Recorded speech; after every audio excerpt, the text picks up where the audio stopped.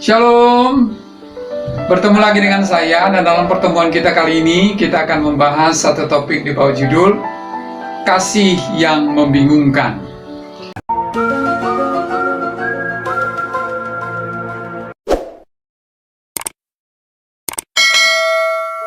Saudara, dalam Efesus pasal 3 ayat 18 sampai ayat yang ke-19 berkata, "Aku berdoa supaya kamu bersama-sama dengan segala orang kudus dapat memahami betapa lebarnya dan panjangnya dan tingginya dan dalamnya kasih Kristus, dan dapat mengenal kasih itu sekalipun ia melampaui segala pengetahuan."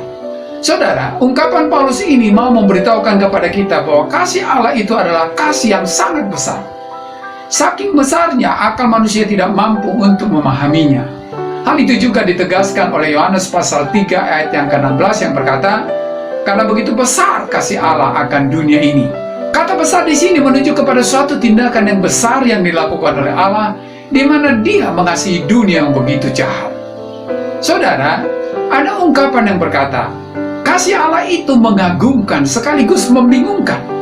Kasih Allah itu berlawanan dengan logika yang terbodoh dan melanggar hukum etika dan moral yang terbelakang.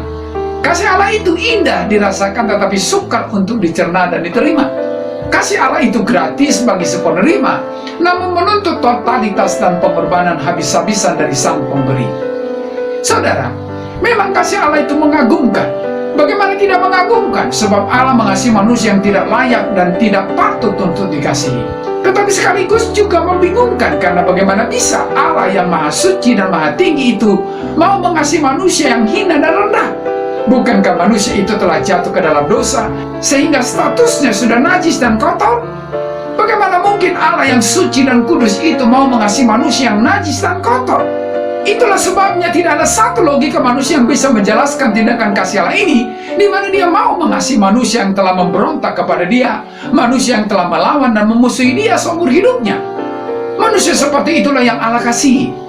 Tidak ada satupun pertimbangan etis yang bisa disodorkan untuk bisa memahami tindakan Allah yang justru mengasihi manusia yang telah melanggar semua ketentuan yang Dia tetapkan dalam hidup manusia. Dan untuk mewujudkan kasih itu, Allah harus melakukan sesuatu yang tidak bisa dipahami secara akal karena melampaui segala pengetahuan manusia. Namun demikian, walaupun sukar dipahami dan dimengerti, tetapi dapat dialami oleh manusia. Setiap orang bisa merasakan kasih Allah dan indah rasanya. Keindahan itu terlihat ketika kasih itu mau menerima manusia yang sudah tidak ada harapan dan masa depan. Manusia yang masa depannya sudah jelas tempatnya di masa depan, yaitu neraka, tetapi diberikan sorga. Bagiannya adalah kebinasaan, tetapi diberikan hidup yang kekal. Namun langkah untuk mendapatkan kasih itu adalah sesuatu yang sulit untuk dicerna. Bagaimana tidak sulit? Setiap orang hanya dituntut untuk percaya kepada Yesus. Manusia tidak harus melakukan sesuatu yang menuntut dia harus berkorban dengan menyerahkan nyawanya sebanding dengan dosa yang telah dia perbuat. Namun Allah tidak menuntut itu selain hanya percaya. Satu cara yang tidak mungkin bisa dicerna dan sulit untuk bisa menerimanya, tetapi itulah yang terjadi.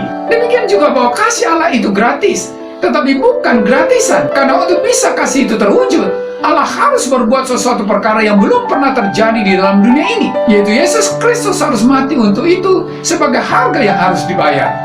Tindakan itu juga sekaligus menunjukkan bahwa Allah tidak main-main dalam mengasihi.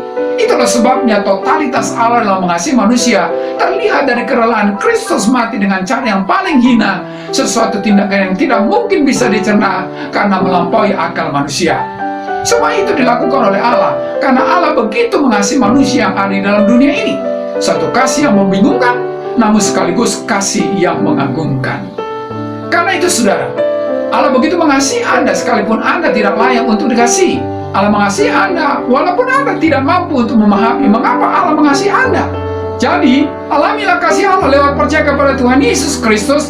Sekalipun tindakan itu adalah tindakan yang paling sederhana, tetapi membutuhkan totalitas Allah dalam mewujudkannya. Sampai di sini pertemuan kita kali ini, dan kita akan lanjutkan di lain kesempatan. Terima kasih dan shalom.